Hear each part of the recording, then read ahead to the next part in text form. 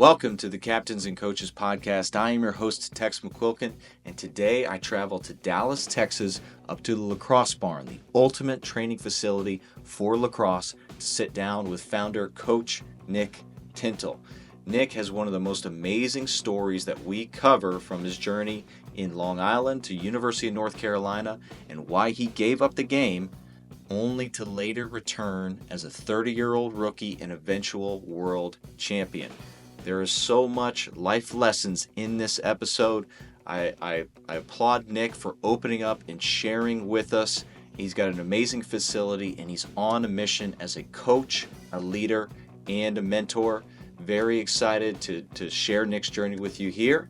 Without further ado, Coach Nick Tintle, ready, and break.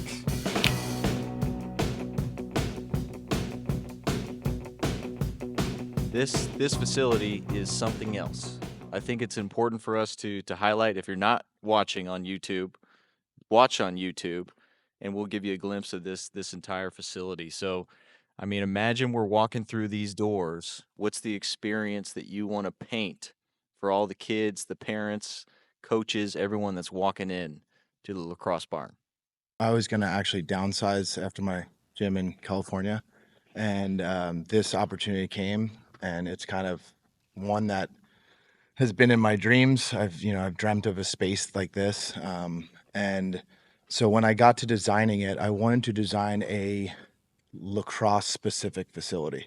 So something that just, every inch of it was designed for lacrosse players by lacrosse players. So when you walk through the hallway, you have the history of the game.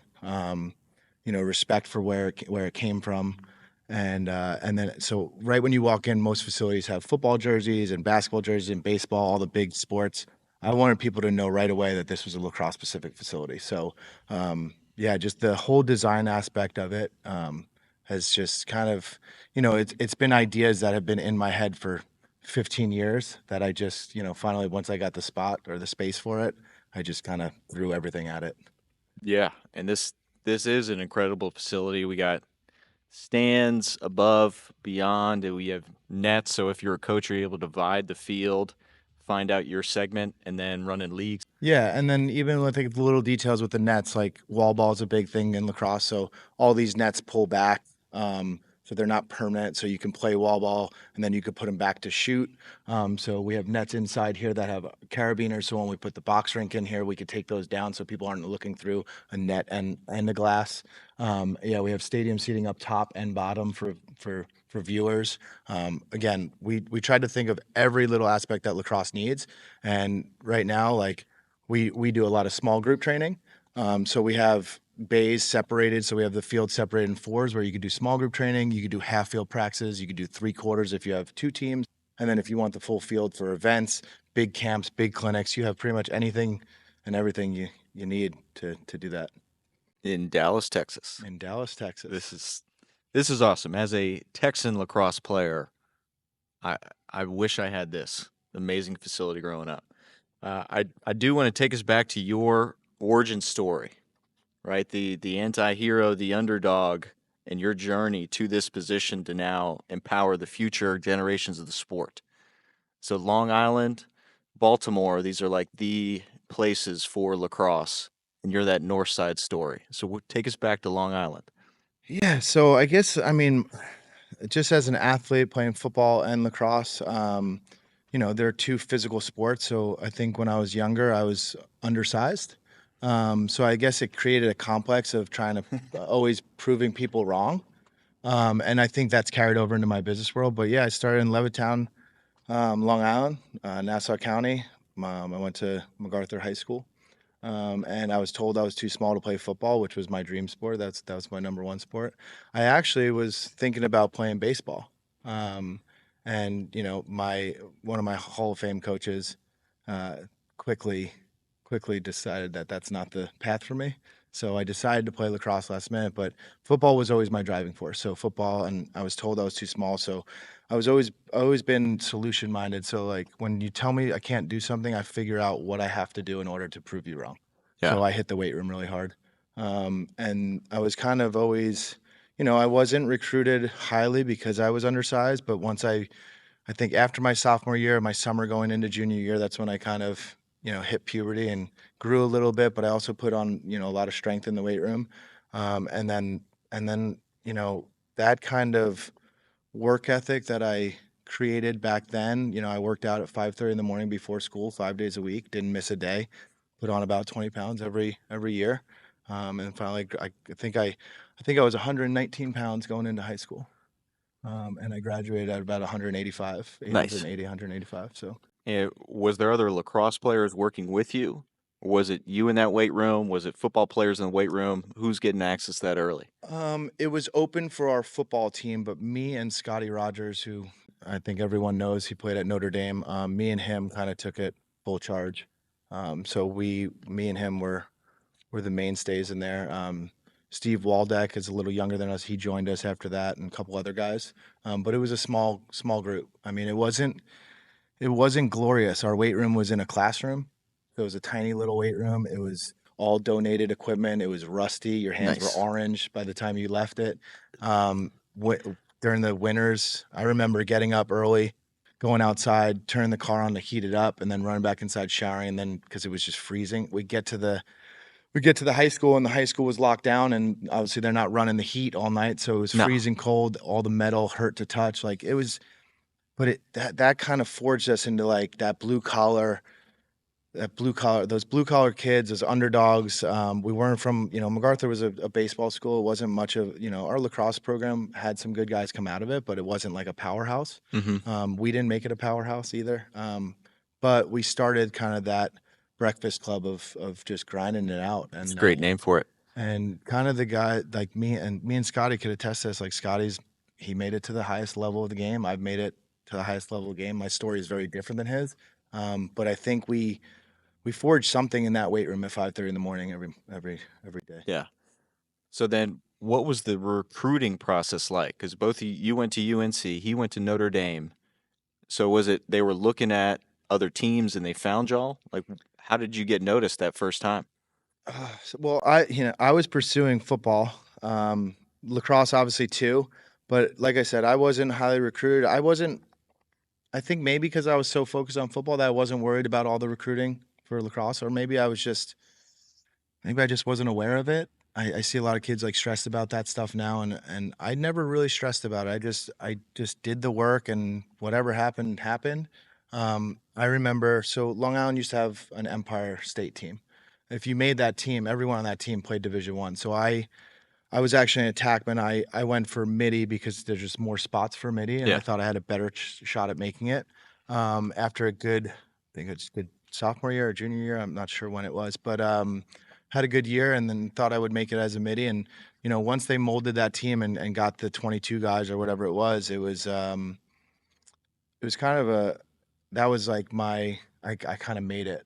Once you make that team, I knew that the college coaches would come. But what I didn't realize is when I did make that team, I was talking to all the guys from all other different schools over Long Island, and they're all talking to a lot of college coaches. Some were committed, and I'm sitting there. I'm like, I haven't got one letter.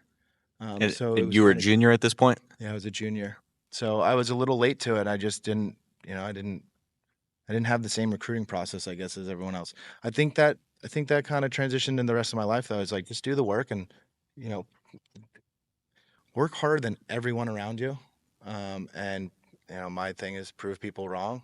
And I think just putting my head down, not listening to all the noise, not worrying about stuff you can't control, and Yeah. just getting after it every day.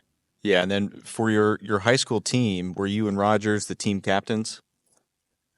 Yes. So Scotty was actually just Scotty was I think Scotty played as an eighth grader on varsity, so he played with me. Whoa. Yeah, so he got moved up. I mean, he was a stud goalie, so he got moved up in eighth grade, I believe. I was on varsity as a ninth grader, and then we kind of went through the whole thing. But I believe when I was a senior, he was a captain, and I was a captain, and he was a junior at that time. Yeah, Oh, nice. yeah. So speak to us when you took those reins. It was clear that y'all were working harder than probably a lot of guys on the team, and then you were able to convince some more guys to join your breakfast club. Like what was that push and pull that you learned as a leader where not everybody was going to follow your word? Yeah. So at that age, I don't think I was, from what I remember, is I was a lead by example guy. I wasn't going to tell you what you needed to do, or I was like, look, this is what we're doing. It's working. Come out and check it out. Come by. And a lot of guys did, but they didn't Stick. Yeah. stick it out, right? I'm not going to go find that guy and tell him to come. I'm not going to force him to do anything. People hit their leadership roles, or they hit their they they want to do the work when they're ready to do the work. Yeah. You can't really force people to do the work. So some guys stuck around, and those guys had good careers, and some guys didn't. I think I was just, you know, I think I was just focused on my own Mm-hmm. endeavors, and through my work ethic and, you know, putting it all out there and dreaming big and just doing what I could do day in and day out to get to where I wanted to get. I think it was kind of, um, it was kind of, what's the word I'm looking for? It just kind of drew other people that wanted those same goals. Yeah. Yeah. I mean, that Contagious. That's the word. Contagious. contagious. I mean, there's an energy, Yeah. and when they see who you were to what you became, I mean, the answer was hard work in the iron. Then, so now speak to us about this jump from the high school and the club team to college, because you guys you had your crew working out together. You went to Division I University of North Carolina team. I'm sure you played with a lot of guys that didn't hit the weight room, that were a different kind of gifted. Yeah, Carolina was it was an interesting jump. So the level from high school to college and then college to pros is always kind of, it's bigger every time you step up the ladder. Um, I I don't know if I was just like oblivious to it or not, but like I went into college looking to take people's jobs. I Yeah. didn't go in there as the freshman mindset. Like, and I think that again was forged in that weight room of like, I'm just gonna outwork everyone and everything else will take care of itself. I knew I was talented. I had a really good football career, a really good lacrosse career in high school, but I didn't care about the accolades or anything like that. I cared about like the process of it.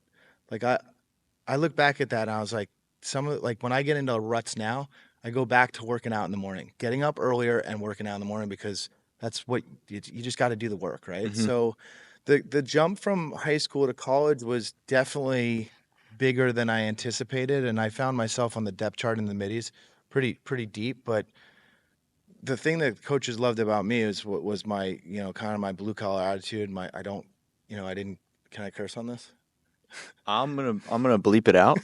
You can I do whatever didn't. you want. I I'll take care didn't. of it. Sorry, I got that New York mouth. I got like I didn't give a shit about like the other guys. Like I like as far as competing wise. Yeah, that guy's better than me right now, but I'm gonna be better than him in a month, Hmm. right? So like I just took care of what I had to do. I was a hard worker in the weight room. I was, I mean, I remember a story in fall ball, and this is kind of where I knew the culture was a little not what I signed up for. Is I'm running around in fall ball like trying to take guys' heads off, and like playing hard in the middle of the field. And I had some guys come up to me and say like, Tintle, you need to relax. This is just fall ball. We have 9 months before our first game. Just. Yeah, and I'm just like, I don't know how to go slow. I don't know how to dial it back and coast. Like I don't. That's not how I work. Hmm. Yeah. Yeah, I imagine a lot of guys would listen to that and then take it down a gear, but they didn't make the successful jumps that you had. I think, but I think that like in Carolina, I think that was the culture. Like so, like a lot of guys that were like I don't think they looked back and said like, oh, look at all the work I did to get here. Why don't I continue that work to get to the next step? They were like, we got here, and I think that was enough for them. Whereas like I didn't want to go to school. I didn't want to go to Carolina to play at Carolina and say I played there. I wanted to go there and win a national championship. Hmm. And and anything winning at the highest level like that, you can't coast ever. And No. so that's kind of what I saw. And we were preseason ranked freshman year. We were preseason ranked in the top. I think we were seven, top 10 for sure. We didn't make playoffs that year. We were awful. And you kind of just saw that it was kind of just, They saw that seven and were satisfied. yeah, I guess so. So then speak to us internally. Did you take that and put it into summer training? Yeah, I went through some kind of yeah. So So when I was undersized in high school, the weight room was important to me. And it always been important to me, and it's always taught me a lot of lessons. But when I got to college, I hit the weight room probably a little too hard and not the right way. Uh-oh. So I Did you was have a like, strength staff? we had a strength staff at Carolina, and it was always more weight, and progressive loading, and I just took that and ran with it, and I got up to about 205, and I'm 5'10". I'm 5'9 3/4", but 5'10", right? So like Well, my boot height. frame, You're in Texas now. We can say that. yeah, my frame didn't really hold 205 well.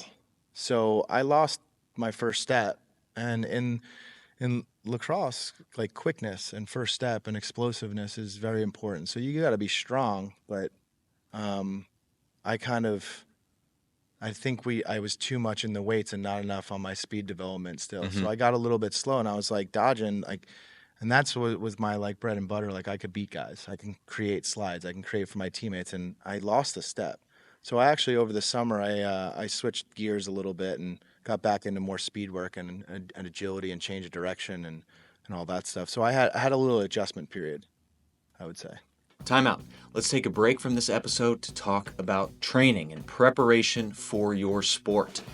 Is the training program that you're following preparing you for the demands of your sport, or is it making you bigger, stronger, and slower?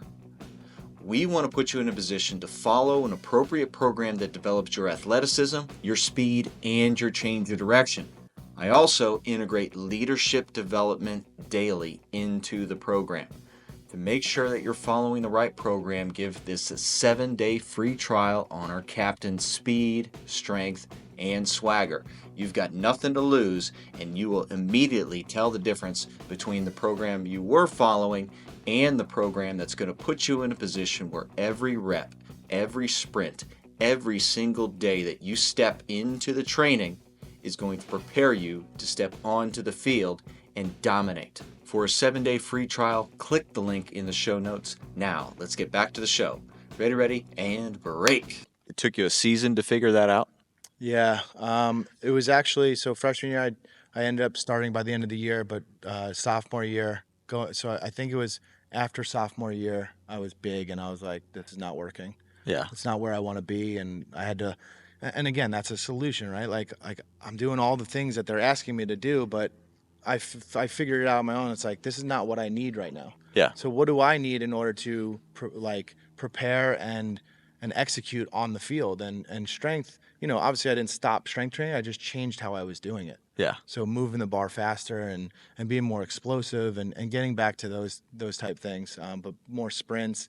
I actually I know run tests are a big thing in college sports, and I stopped doing all the run tests over the summer and I started playing pickup basketball. Yeah. Oh, yeah. That's great. I got in the best shape of my life, and all the run tests when I went back to school were easy junior year. I got back down to 185 because the only answer I had, not being a strength coach or a speed coach or anything, like I had to figure it out myself. Yeah. So I was like, well, where was I most confident? Where was I playing at the fastest? And I was 185, and I didn't lose any strength. I just lost size. Like I just trimmed down more. So Yeah. so going into junior year, I was in the best shape of my life by playing pickup basketball, but also just faster and quicker, and I got that explosiveness back. Yeah. And I mean, creativity in lacrosse is incredibly important. So I like that note where you would create for your teammates.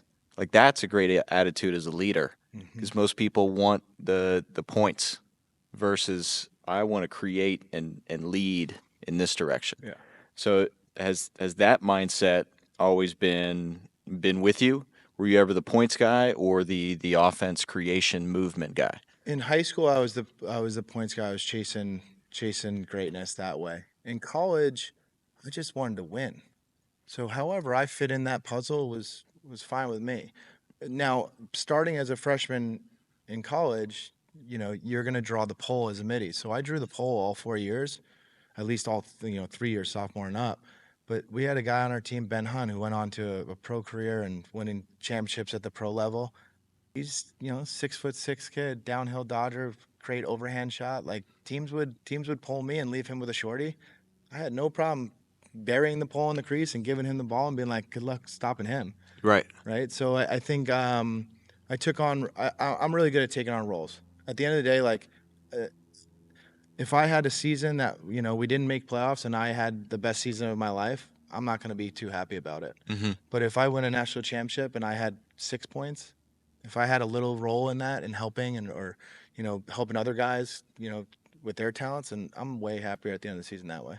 Yeah, that's an important mindset to take on. It's the more attention you draw on the offense or defense, wherever it may be, it frees other teammates to do other things. We see this in football on defensive line. If you're double teamed, your stats may go down, but then it frees up your teammate. And what's the end game? Yeah. Offense, the star receivers double covered. Frees one of these scrappy lacrosse players trying to step into the NFL up, get some yardage. So having that mentality and mindset, it doesn't slow you down when you're double teamed. Yeah. In fact, you should speed up because then it creates more opportunity for others around you. Exactly. It's kind of like do your job, right?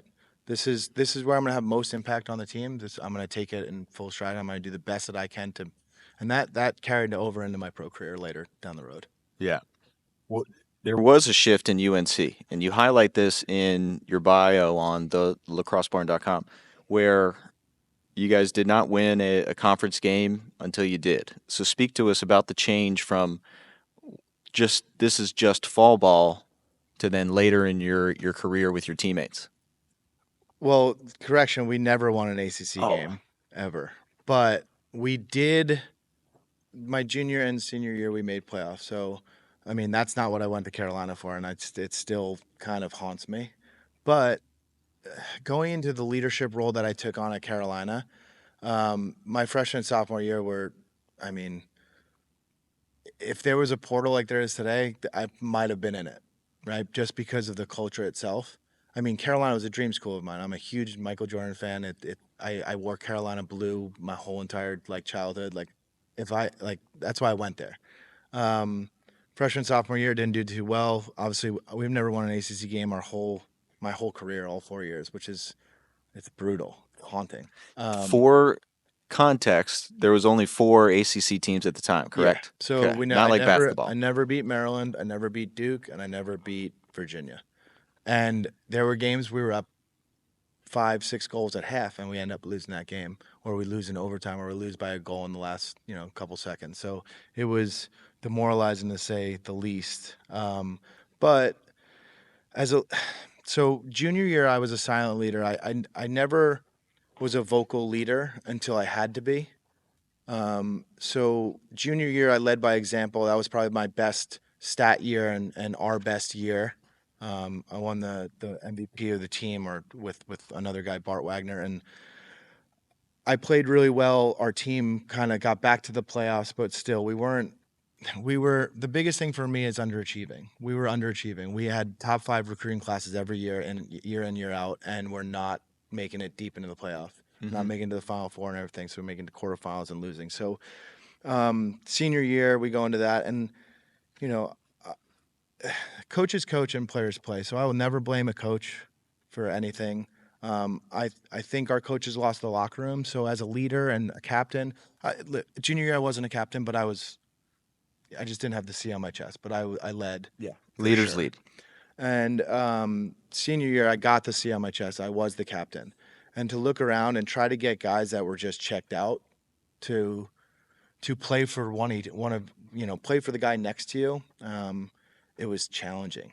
Yeah. But I learned a lot as trying to lead a bunch of guys that didn't want to be led. And for me, I look back at that as what did I do wrong, or what could I have done better, or how could I have galvanized something to bring this team together and really make a run? But I still question, and there's always things you could do better, but it was just a learning curve for me. It was leading kids that didn't what they say, you lead a horse to water but can't make him drink. Yeah, that's kind of what I've come. You're Coach Cav, you got to just drown them. Yeah, I go back and forth. And I play that scenario in my head all the time of what I could have done better in that situation. But at that time, I did the best I could. I never stopped working hard. I did everything I could on my end.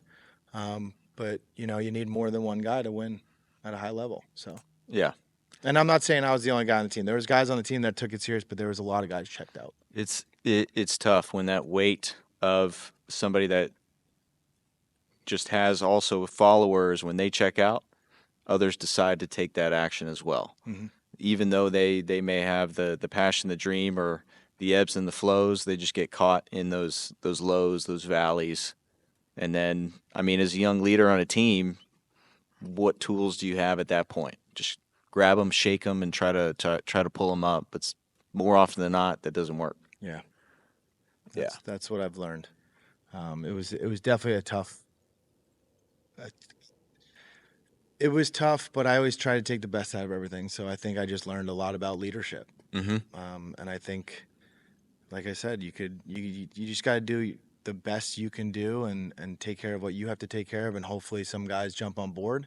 But you can't blame yourself or look back and say you did something wrong, because it's just those guys weren't ready to do it. No, and then hopefully later on, the younger guys, maybe the freshmen that were when you were a senior, they took the lessons learned and then they were able to step in with the squad. I don't know how UNC did after you, but hopefully those guys found some success that you were able to touch. They had a new coaching regime come in, and I think the culture, from what I've watched, the culture has changed. They won a national championship, I believe, in 2016, so something changed. So I hope I had a little thing to do with that. I don't take that credit at all, but I hope I instilled some sort of work ethic and change that the program needed at that time. Did y'all have like a big brother, little brother, any formal like connection outside of, I mean, with the team? No, No. no, we didn't have anything set up as far as leadership goes, and taking guys with you. It was kind of every man for himself, and just kind of get through practice and get through strength and conditioning, get through your speed work, and get through your all that stuff. And it wasn't there was no yeah, there was no like build up, and it was almost. I should talk about this too, because senior year I got burnt out. Right, I was tired of putting in everything I could possibly put in and not get other guys to do the same. Mm-hmm. And you do that for a couple of years, and you feel like you're just hitting a dead end. There's no, like I said, I'm a solution guy. Like, I'm trying to figure out all these solutions to get other guys to do things and put in the work, because the biggest thing for me is potential. Like, we had the potential to do whatever we wanted. Yeah. So, like, for me, that's the hardest pill to swallow. But I'll address it. My senior year, like, I, I won't.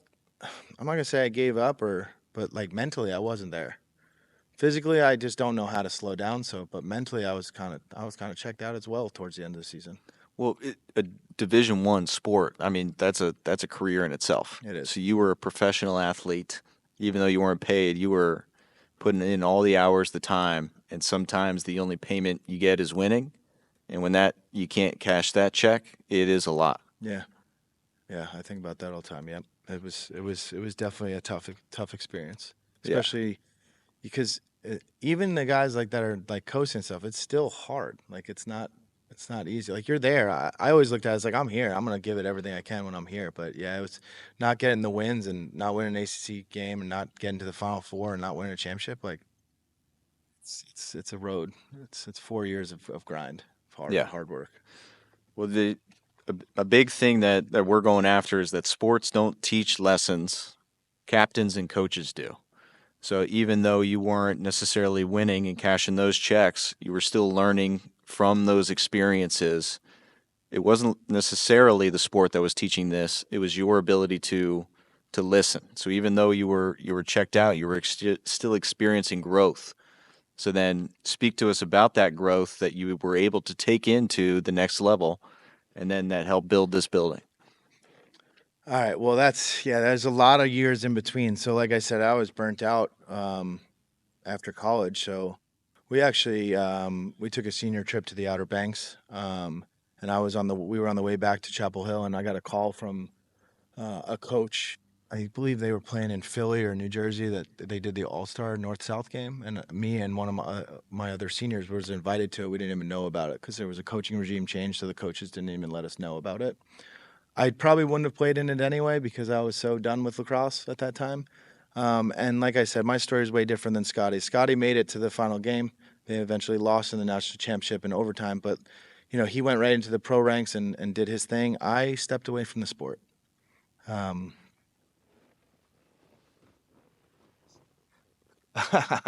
um, so I went through some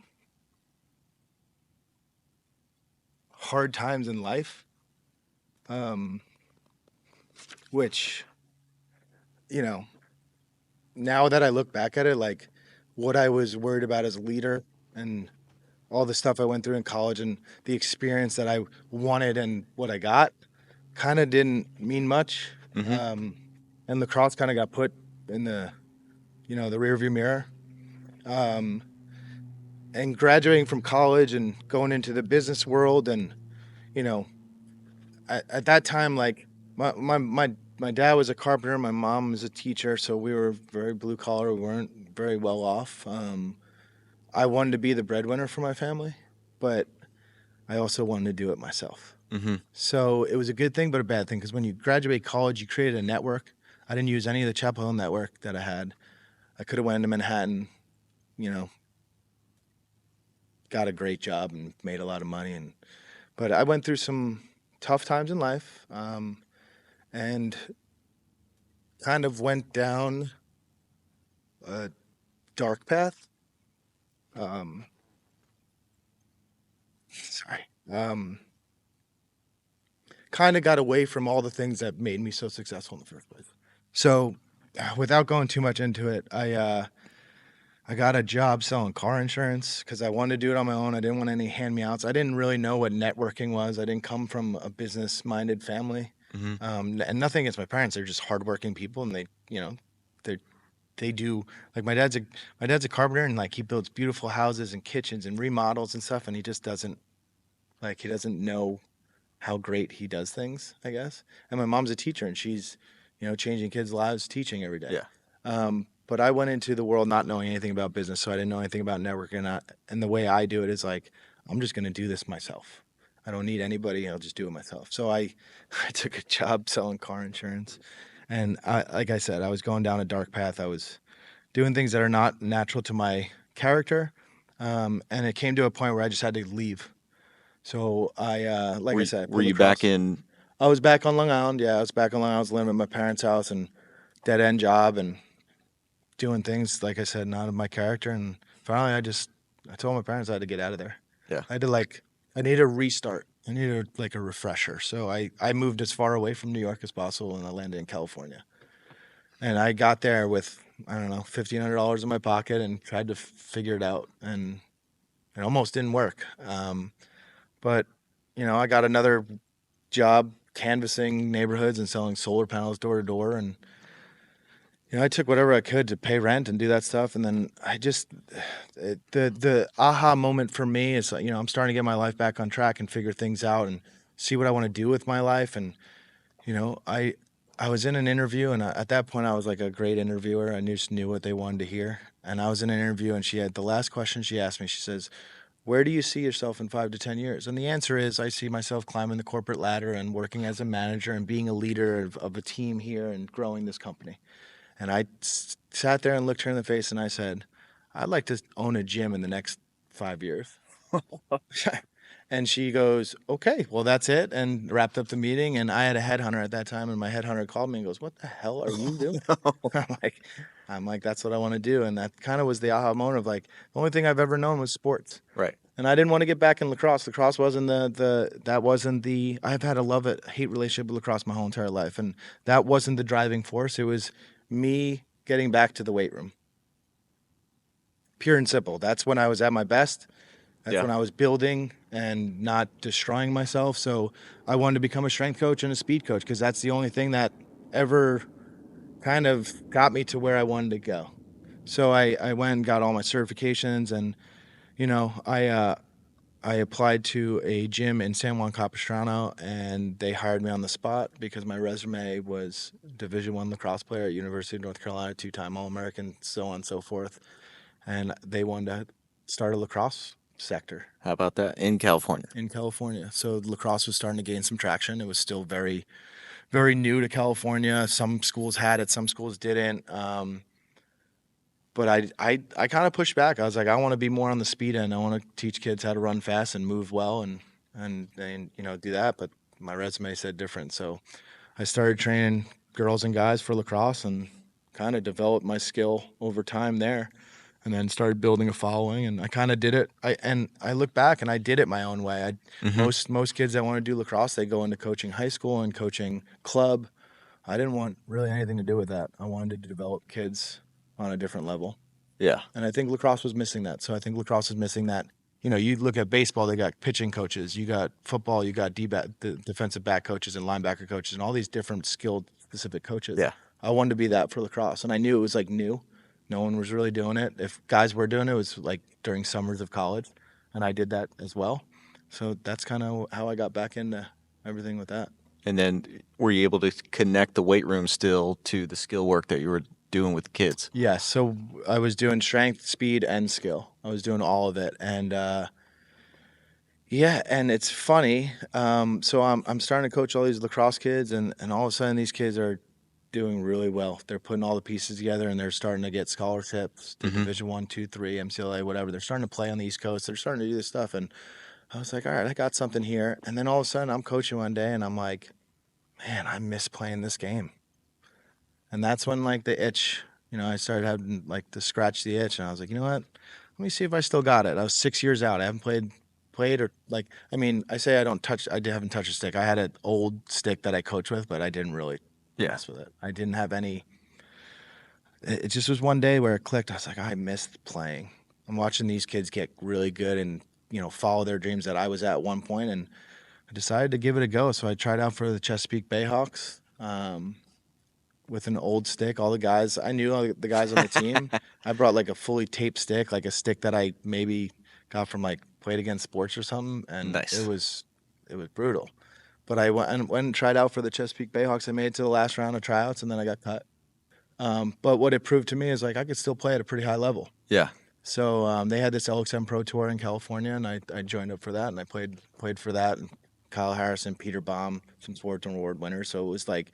It wasn't like a bush league. It was high Holding your own, competitive Division I guys that weren't playing in Major League Lacrosse, which is the pro sector, and it was kind of like a tour model. So we'd go to different cities that had big tournaments that weekend. So and then we'd have like concerts and stuff like that. But it was just a way for me to get back into shape and play at a high level and have fun. And I just started loving it again. And then that folded, and I look back at my lacrosse career. I'm like, is this it? Is this it? I've played lacrosse since I was 10 years old, and I have almost nothing to show for it. I felt like the thing missing most was the championship, or just playing at the highest level, right? So I know XM Pro was high level, but I wanted to play at the pro level. Yeah. So I was like, let me give this one more shot. So I tried out for the Denver Outlaws, and I made the team. I got cut after 4 games, but in my goal setting, I was like, I just want to walk on a field and play in one professional game. Really, at that time, I wanted to score on Scotty. I was going to score on him and take all my equipment off and retire right on the field. That was like the real goal. I didn't tell many people that. And I actually did score on him the second game, and I could have just called it quits. I was thinking about just taking everything off. I'm like, I'm done. I did my thing, and I made it, and I'm good. Like, Man. that was enough for me. I get cut after 4 games, and our team wasn't doing well. So we were 1-4, 1-5. What year is this? 2016. So 2016, we're 1-5. I get cut. They go with some other guys. They do the college draft, so they get like Matt Kavanaugh and Jack Kelly in goal, and they get a couple key pieces. And all of a sudden, this team turns it around. And I watch them, and I'm watching them from home now because I'm not suiting up. And now I'm like, I'm looking at my career. I'm like, all right, I played at the professional level, but I look back to my 10-year-old self. I never won a championship. Middle school, never. High school, never. College, never. I'm like, that's the one thing that's missing. I need to win. I need to win at the highest level. And for quick context, the season starts and then the college draft happens, so guys join later on in the season, which is not normal sports. Yeah. So they join, they turn the season around, they limp into playoffs, they get the 4th spot in playoffs, and I'm watching from home, and I'm just like, this is crazy. And then they get to the championship game, and they end up winning. They were down like 12 at half, and they came back and won. There was a weather delay, and they came back and won. And I'm watching the team that I started the year off with win the world championship of lacrosse. And that's when I was like, I'm going back to work. I'm gonna be a part of this somehow. If it's a different team or I didn't know yet, but I wrote it on my mirror in my bathroom to remind me, and I got back to working as hard as possible. I was like, this is the only thing that I need. Now, at that time, 2016, I was a 30-year-old rookie. So I came back and made a team as a 30-year-old rookie, which is an accomplishment of itself. If you look at other sports, if you come back to professional sports as 30 years old, you don't have a really high percentage of making a team. No. So that in itself was a huge accomplishment for me, and it was great. But I was like, I can give more. I have more. I can give more, and I'm gonna do this. I'm gonna try this. So I put it on my mirror in the bathroom, so I saw it every day. So those days you wake up and you're like, I don't feel like doing anything. You look at that mirror and that's just Staring you right in it's the staring you face. in the face. And one of my good friends, he told me, it's a kid I coach. He played pro as well, and he goes, you put on your mirror, and I didn't do it at this time for this reason, but he says you put it in your mirror because you're looking at the person you want to become. Ooh, I like that. And that stuck with me. So like anyway, long story short, I won't get in. 2017, Denver Outlaws had a different plan. They invited me back. I thought I was gonna have to try out for another team and do the whole process again. Denver invited me back after winning a championship. I go to our camp, and I see the Steinfeld Trophy, which was the trophy, and like look at it and I'm like, "God, I need this for myself." Yeah. And they're celebrating still, and then we get to camp and I make the team and I'm part of the team and I'm starting to become one of the guys, and they're trusting me. The coaches are giving me more responsibility. And I played the whole season, and then we're number one. It's the best team I've ever been on. 2017, best locker room, best team. At that time, like as a leader, I took a step back. I think in order to be a great leader, you got to be a great follower at Yeah. sometimes. So I watched the other leaders and how they led, and it was just on a whole nother level. And that locker room was the best locker room I've ever been a part of. We're number one going into playoffs. We have one more game in Rochester. We're still playing our top guys because we want to go in on a high note. Right. We don't want to lose our last game going to playoffs. So we go into Rochester, and I think second quarter, I'm on a wing. There's a little scrum. I get pushed from behind. I fall on my wrist and I snap my wrist in half, Oh, palm my damn. elbow, and I knew it was broken right away. I walk off the field. I show the trainer. I'm like, my wrist is broken. He checks the stability, goes, I think you're all right. So we taped it up. I played the rest of the game. We're flying back. We have a layover in Iowa. And I literally go behind him and I put my wrist in front of his face. I'm like, you sure this ain't broken? It was literally Black and swollen blue. as could be, and black and blue, and Yeah. it was trashed. I ended up breaking my wrist, and I tore all the ligaments in my wrist, and it was pretty much just hanging on by a thread. I go to a surgeon. They confirm all this stuff. They tell the coaches shut me down.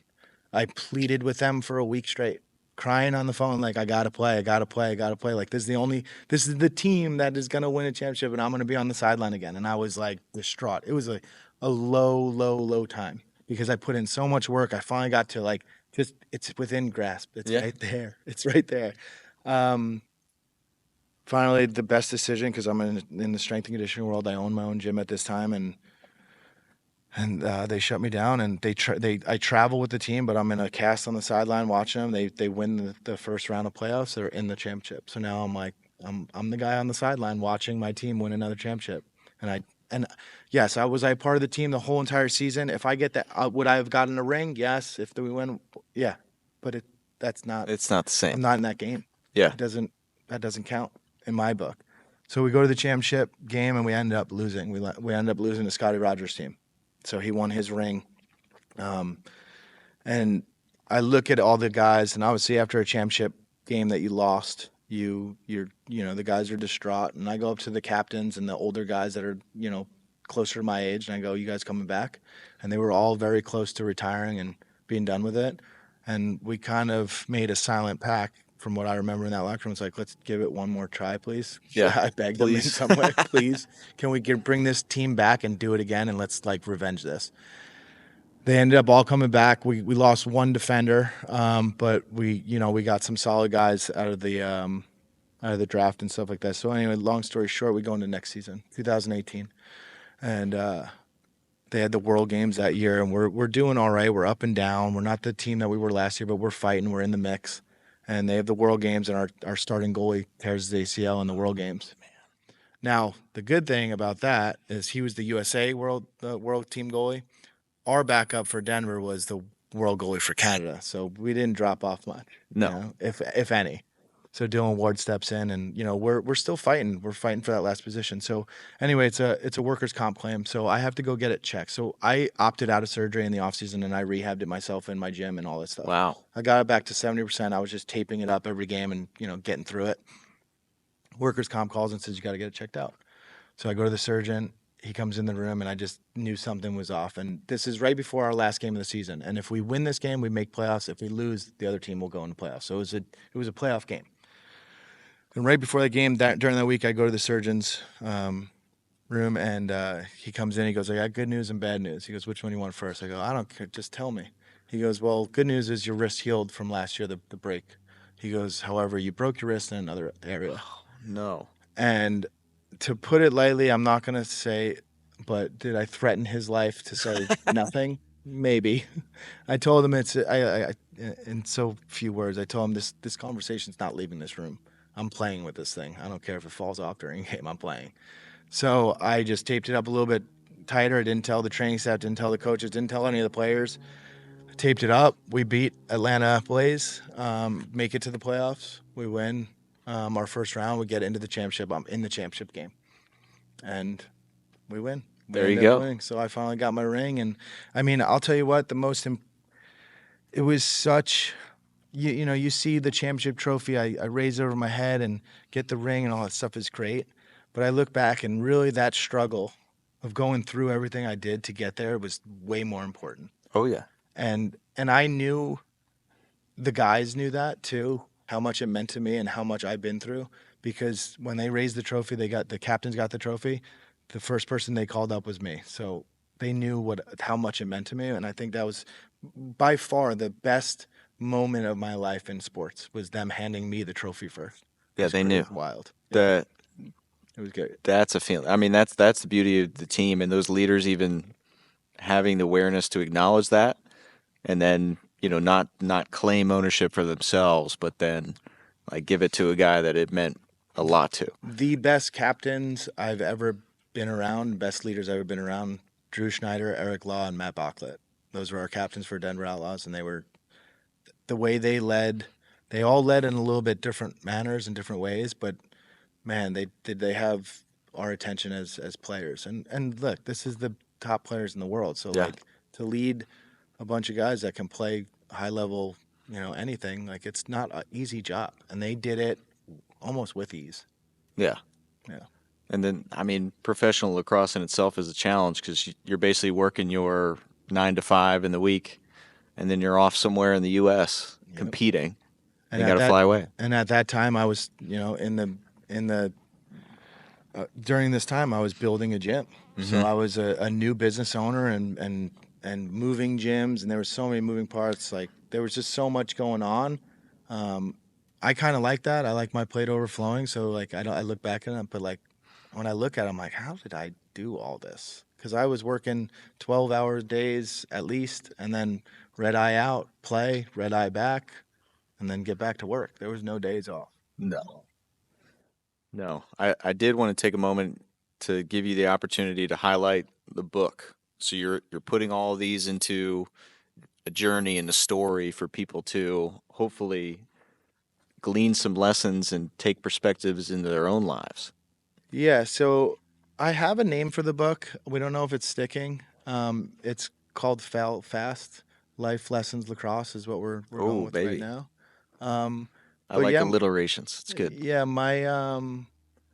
I didn't want to write a book. And if you asked me this 5 years ago, I would say I would never write a book. I don't know, but I think it's once I got my head wrapped around it, I think it was I think it's selfish for me not to tell my story, right? Like I think I don't want to put myself on a pedestal that I went through more than anyone else. Everyone goes through tough times.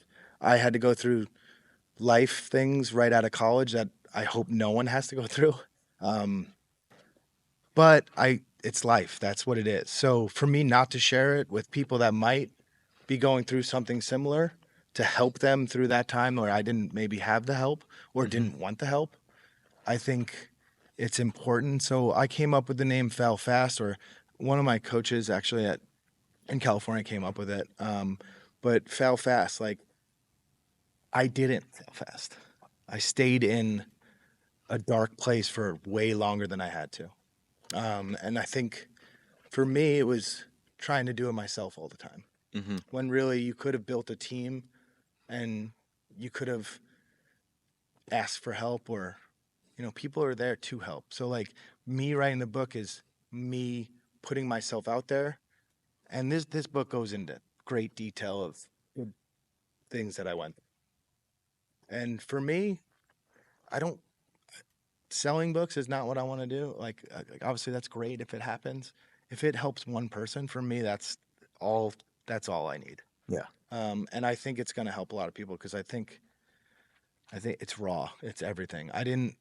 I could have held things out of there that, I didn't want to share with the world, because I'm in a professional gym now, and, some things are better left unsaid sometimes. But I think if I'm going to write this book, which I did, I'm going to share every little detail. And I think it's, I've read books of people's journey that go through tough times, and I think they held back.